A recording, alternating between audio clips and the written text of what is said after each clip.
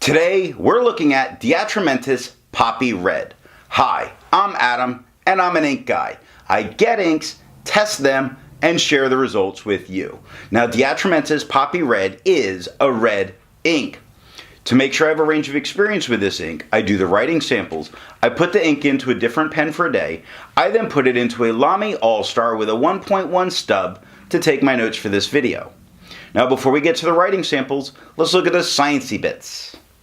And up first is the chromatography. And I agree with Vita that I've learned a lot by doing multiple chromatographies. And funny, because yesterday's video I was talking about a bunch of those grays that do appear in a bunch of the Atramentis inks. And they're not here. I see them use it quite a bit to get it just darker. They darken some of the tones with grays, but this is a true prime red that they're using here. And it is fleeing from the water. It is completely pushing up this filter paper and gathering at the top. It's like the robots from iRobot gathering together in the corner in the dark. The one on the right, I let dry for 10 minutes before I dunk it into water. And we do see that not all of the ink has pushed up. It is leaving pink end trails along the way as it's moving up. But it's really running away with only 10 minutes to dry. Resistance tests are done to see how this ink can be expected to perform on the page, and more importantly, how hard it might be to clean from your pen. I let the smear dry for 3 days before testing it. Looking at the highlighter, it behaved very well there. That extra fine is still an extra fine, which is very surprising having seen the chromatography. It didn't bloom out. It makes me feel safe to use it as a note taker if I go back to highlight. Water is reactivating and completely lifting it off the page. Now you have to look at it because the major part of the dot is where I was lifting it off. But if you look at the lower left part of that dot, you see where the white of the paper is completely coming through. That is the water, not the bleach that went crazy. So water is all that it's going to take to get this out of your pen. Pen Flush did everything that water did and nothing more. The white of the paper looks a little bit cleaner in that space across the top, right in the center. But I don't think we would need Pen Flush. Now, bleach went nuts. I got a little too much on there, and it took the word and everything, and all of the ink, and all of it. It's a 1/3 bleach solution, but there's no need to use bleach to get this out of your pen. For the inks I've tested, I've found an average viscosity of 2.5, with the realm of normal being from 2.1 to 2.9. The Atramentis Poppy Red has a viscosity of 2.44, making it normal and real close to average. To find my average dry times, I use my writing samples done with the extra fine and medium nib on Clairefontaine, Tomoe River, and Rhodia paper. For the inks I've tested, I've found an average dry time of 17 seconds, with the realm of normal being from 13 to 21 seconds. The Atramentis Poppy Red has an average dry time of not just normal, but average at 17 seconds. Now, let's look at the writing samples.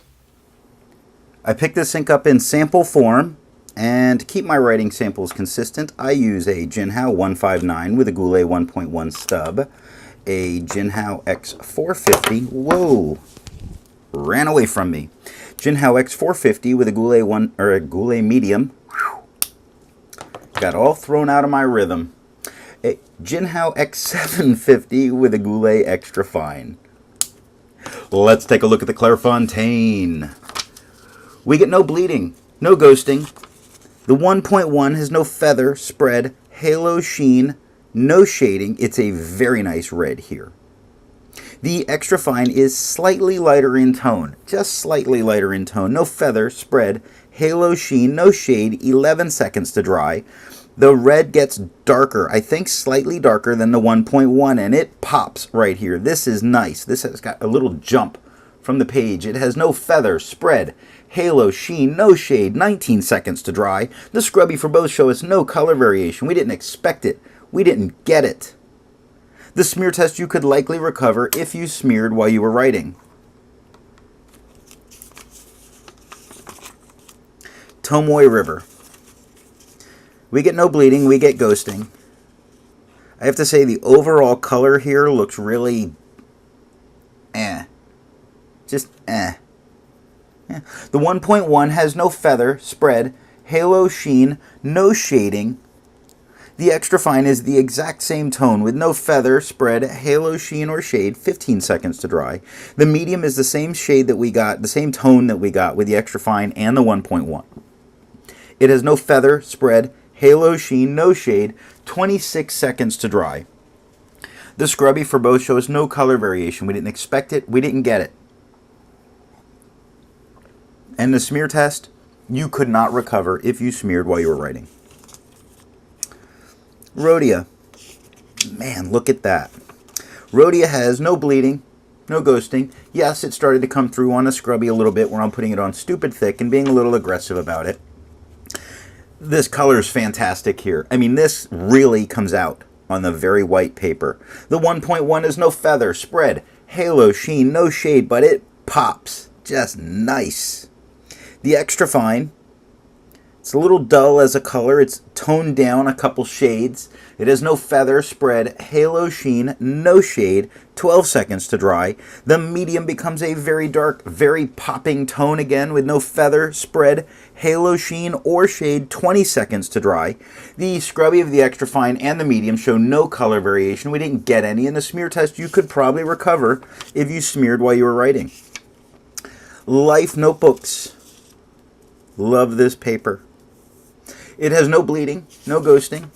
The 1.1 has no feather, spread, halo sheen, no shade. It is wow as a color. On the cream paper on this one,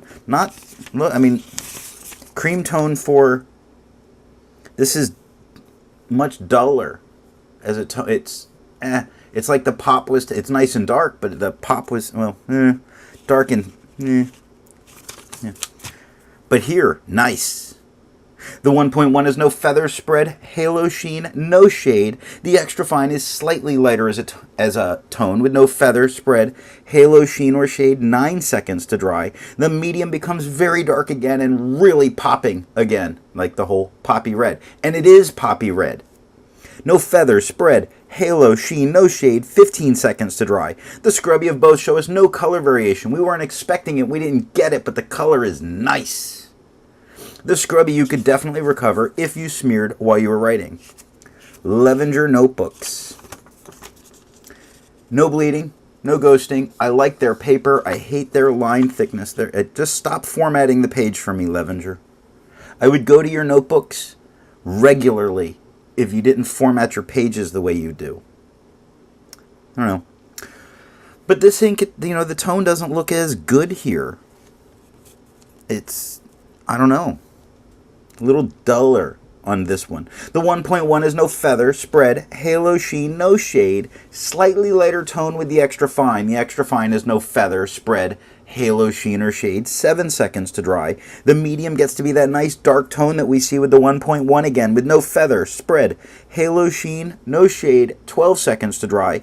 The scrubby for both show us no color variation. We weren't expecting it. We weren't getting it. On camera, the extra fine, it looks like it has more. It doesn't. It's the white spaces on the left side where I didn't get it completely filled in that makes that part look lighter. The smear test, you could definitely recover this if you smeared while you were writing. Franklin Christoph, you're up.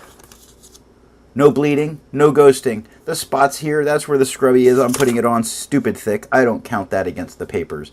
The 1.1 has no feather, spread, halo, sheen, no shade. It's a little duller on this paper because it's more absorbent. It doesn't have that time to really sit there and stay as a jumping color. The extra fine is a lighter tone. It has no feather, spread, halo sheen, no shade, 5 seconds to dry. The medium becomes a very dark tone again, a little bit darker than the 1.1. The medium has no feather, spread, halo sheen, no shade, 9 seconds to dry. The scrubby for both show us no color variation. We didn't expect it. We didn't get it. And the smear test, you could definitely recover this if you smeared while you were writing. And that is all that I have for the writing sample. Instead of finding inks that look like the Atramentis Poppy Red, I would prefer to find an ink that complements its color on the page. Now, I wanted a nice dark blue. I chose Robert Oster's Midnight Sapphire.